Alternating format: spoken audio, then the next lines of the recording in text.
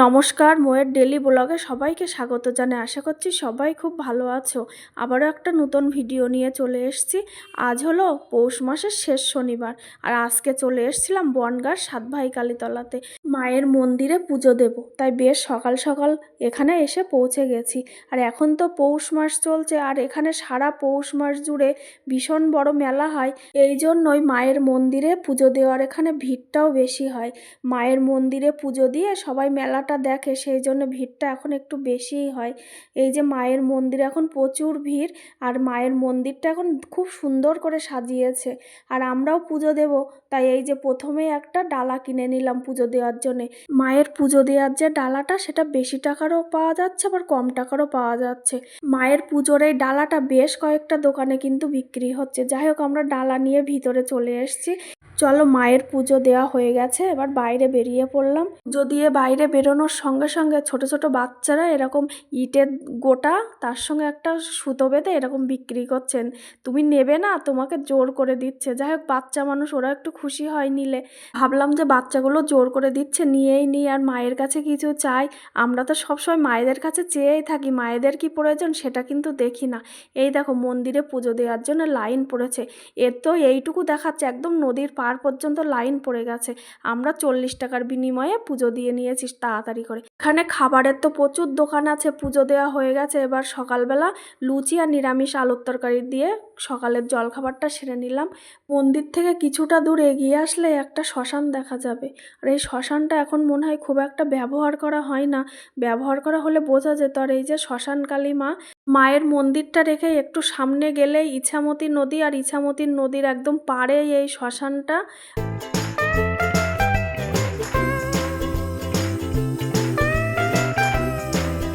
ইছামতি নদীর উপরে যে ব্রিজটা করা আছে, ওই ব্রিজটা দিয়ে আমরা এবার ওই পারে যাব।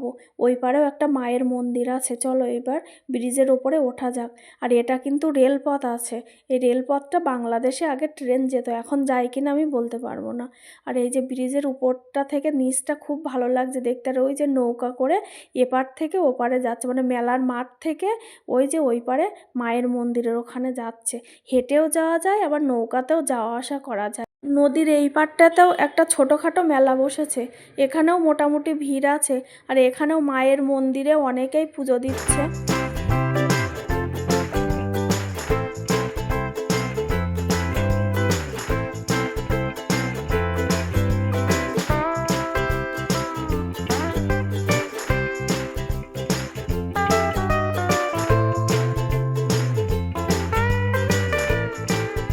এরপর চলো যাওয়া যাক মন্দিরের সামনেটা।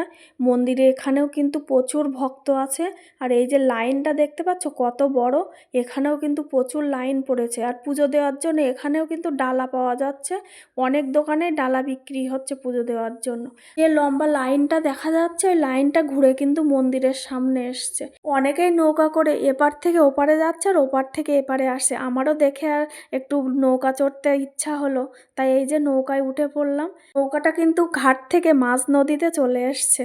আর নদীর জলটা কি ভালো লাগছিল, একদম ঠান্ডা শীতল জল। পৌষ মাসের শেষ, কিন্তু এতটাই রোদের তাপ যে গরম লাগছিল। আর এই জলটাতে হাত দিয়ে এইভাবে খেলা করতে বেশ মজা লাগছিল, সেই ছোটোবেলার অনুভূতি পাচ্ছিলাম।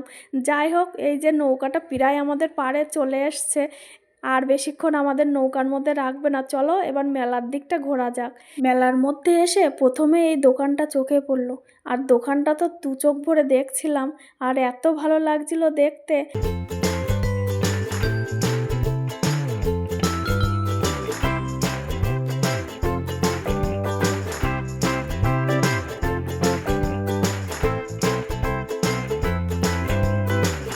এক জায়গাতেই যদি চোখটা আটকিয়ে রাখি, তাহলে আর সারা মেলাটা ঘোরা হবে না। আর এখানে তো পাওয়া যায় না এমন কোনো জিনিস নেই, মানে সমস্ত সংসারের জিনিস বলো, সাজাগোজার জিনিস বলো, মানে সমস্ত কিছুই পাওয়া যায়। এই যে কাপ প্লেটের সেটগুলো তো খুব ভালো লাগছিলো, এগুলো সিঙ্গেল কাপ, আর প্লেটগুলোও বেশ ভালো লাগছিলো। ওখান থেকে চলে এলাম, এই যে বাচ্চাদের যে কোনো খেলনার জিনিস পাওয়া যাচ্ছে এই দোকানটায়। ঘুরতে ঘুরতে চলে এলাম ফটো ফ্রেমের দোকানে। আর এই ফটো ফ্রেমগুলো দেখতে আমার বেশ বেশ ভালো লাগছিল। আর ঠাকুরের ছবিগুলো দেখতে ছোটো মাও খুব পছন্দ করে, তাই ওর জন্যে ভাবছিলাম একটা ফটো ফ্রেম নিয়ে নেব। এখান থেকে ছোটো মার জন্য একটা ফটো ফ্রেম নিয়ে নিলাম। আমি যেখানে দাঁড়িয়ে আছি এখানে সব কিছু ঠাকুরের জিনিসপত্র পাওয়া যাচ্ছে। আর এই মেলাটার মধ্যে না এক এক গলিতে এক এক রকমের জিনিস পাওয়া যাচ্ছে, যেটা প্রয়োজন সেই গলিতে ঢুকলেই হয়ে যাবে। ঘুরতে ঘুরতে দেখলাম এখানে ভোগ রান্না হচ্ছে, প্রচুর ভক্ত লাইন দিয়ে সেই ভোগ প্রসাদ খাচ্ছে। ভাবলাম মায়ের কাছে এসছি যখন আমরা একটু লাইন দিয়ে ভোগ প্রসাদ খাই। প্রচুর মানুষের ভিড়, তাই এদিকে ভোগ রান্না হচ্ছে আর ওদিকে ভোগ বিতরণ হচ্ছে। আর এখন পৌষ মাসের শেষের দিকে, এখন তো পৌষ মেলায় প্রচণ্ড ভিড় হবে। অল্প একটু লাইনে দাঁড়িয়ে খুব একটা কষ্ট করতে হলো না, দুটো ছিট পেয়ে গেলাম। এই যে ভোগ প্রসাদ নেওয়ার জন্য বসেও পড়েছি।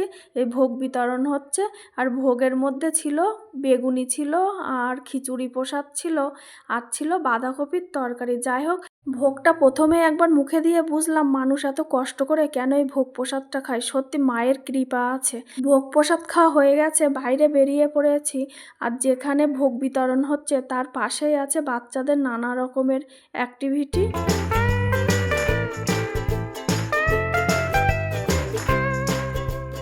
ওখান থেকে বেরিয়ে পাশেই বহু আচারের দোকান বসেছে। আর দুঃখের বিষয়, ভেবেছিলাম বাড়িতে আসার সময় একটু আচার নিয়ে আসবো, সেটা আর হয়নি। মনে ছিল না আসার সময়, এত গরম লেগে গিয়েছিল না, আর দেরি হয়ে গিয়েছিল মেলা ঘুরতে, আর মনে ছিল না। যাই হোক, এই যে এখান থেকে একটু আলু কাবলি খেতে ইচ্ছা হলো, তাই একটু আলু কাবলি নিয়ে নেব। এখান থেকে আলু কাবলি নিয়ে একটু বাইরে গিয়ে বসে বসে খাবো। এই যে মেলার থেকে একটা কিনেছি, আর এই যে দুটো জিনিস কিনে এরপরে চলে এসেছি শ্মশানের ওখানে। ওখানে বেশ আসলে ঠান্ডা, এই যে নদীর হাওয়ায় না বসে বেশ ভালোই লাগছিল। সত্যি কথা বলতে এত গরম লাগছিল না মেলার মধ্যে, এখানে আলু কাবলিটা নিয়ে বসে বেশ আমেজ করে খাচ্ছিলাম। আর নদীর ঠান্ডা হাওয়া। আমরা যখন নৌকা চড়ে এপার ওপার করলাম তখন এতটা ভিড় হয়নি, এখন নৌকাতে না প্রচুর ভিড়। আর যত বেলা হচ্ছে তত মেলার মধ্যে ভিড়টাও বাড়ছে। আমরা যখন ব্রিজের ওপর দিয়ে গেলাম তখন এতটা ভিড় ছিল না, এখন লাইন পড়ে গেছে ব্রিজের উপরে। যাই হোক, পৌষ মেলা ঘোরা হয়ে গেছে, বাড়ির উদ্দেশ্যে রওনা দিয়েছি। রাস্তার দুদিক দিয়েই প্রচুর দোকানপাট বসেছে, সেগুলোই দেখতে দেখতে আসছি। আজ তাহলে এইটুকুই, দেখা হচ্ছে আবার একটা নতুন ভিডিওয়। ততক্ষণে ভালো থেকো, সুস্থ থেকো, নমস্কার।